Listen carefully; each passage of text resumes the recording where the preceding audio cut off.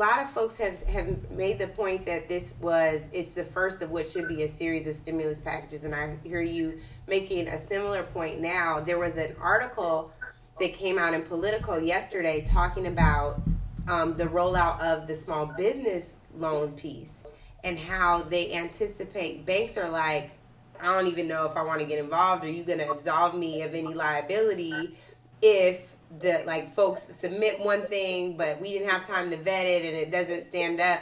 What are your thoughts about that? What are you advising small businesses to do? Or if you were advising a bank, would you say you should be a lender in this program? And here's why. Would you say right now they need some more criteria in place to make this really work? What do you say to that?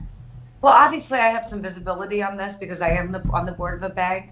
But what I would say to you is very simple. This is really hard. I just want to tell you, you're talking about building the airplane while flying it. Yeah.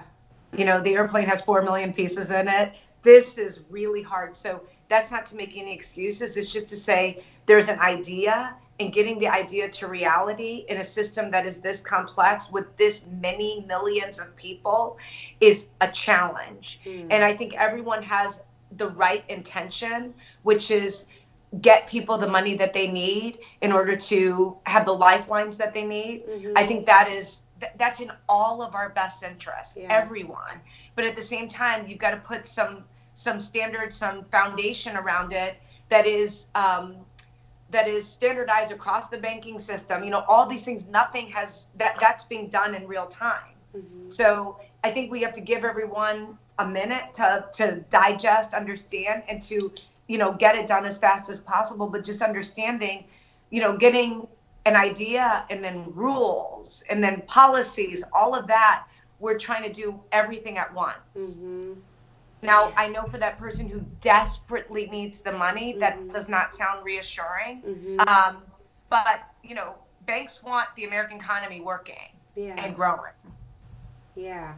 It's so interesting because I think that so many banks, and rightfully so, caught a lot of flack for their role in the mortgage bubble bursting in that crisis. And so, I think I actually read the article and was like, this is comforting that they're thinking about that part. What could this mean if we give someone money that they can't afford to pay back? Yes, we want to solve for the crisis, but we also want to make sure that people are viable and able to move through this. And I think to that point, one thing that I would love to go through with you is just my personal stuff. And that's also, it might be partially selfish, but I think it's real. As a Black woman, I'm a part of this cohort of the largest growing group of entrepreneurs in the country. I have my political consulting firm. I have my loan out corp for my appearances. I have people on payroll. And Mellody, I'm scared. The clients are fine. They're going to pay a retainer. But I supplement my income with speeches and appearances. I had 5 canceled that first week. I have a payment due from a speech I did at the beginning of March that's not here. So what happens, or what do you advise those of us who are running our own businesses and are you learn in this moment, Mellody, that the commodity can't just be you showing up. People have been saying that to me, but this particular thing has resonated in a different way. I'm like, I get that now. So I'm like, maybe I need to finish this book proposal. And even some of this content, yes, part of this is who have I always wanted to talk to, but we're too busy to sit down or haven't made the schedule where let's really do this. But the other part of it is how do I meet people where they're at, provide comfort, provide inspiration, provide knowledge.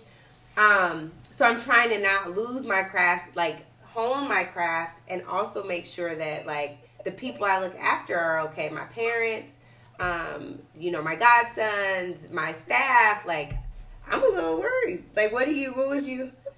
So here's the first thing. You got to be realistic. Okay. I would sit down and look at the math and be super realistic about what have you bitten off and how much of it can you chew. The appearances will come back. They will. So the question to me is the lifeline you need to get from here to there. Look at what kind of savings you have If you, this will be a conversation if you haven't done it, but you will in the future as a business, making sure you have lines of credit in place in case you need to draw them down. If you do have those lines of credit in place, I would draw them down now. Just have extra cash, you could pay it back later, but just to have that extra money that is there.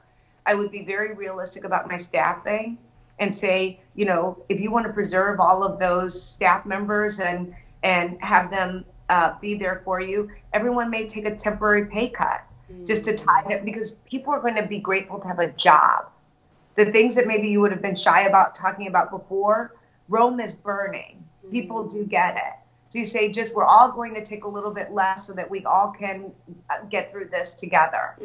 Those would be the kind of conversations that I think your team would appreciate, because they might be wondering also, she has those 5 speeches got canceled, and is she going to call one day and say she's laid us off? Or I would be, or if that is realistically something you're going to have to do, be direct with people about it. And maybe lay them off, you furlough them as well, so that they can get the full financial benefit in filing that claim with the U.S. government, which will pay them their full salary for up to 4 months. So these are the things that they may not be there with you during that period, but at least they know that they would be taken care of, and that would be the honorable and smart thing to do.